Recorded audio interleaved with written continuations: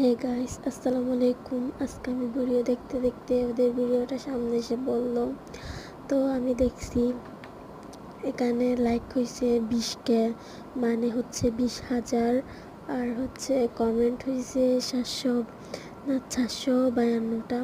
তো আপনারা সবাই শেয়ার করবেন আর কমেন্ট করবেন ওরা কি বাংলাদেশে 1 নাম্বার কি না। আর হচ্ছে আপনারা সবাই কি জানেন, রাকিব হোসেনের 20 মিলিয়ন সাবস্ক্রাইব।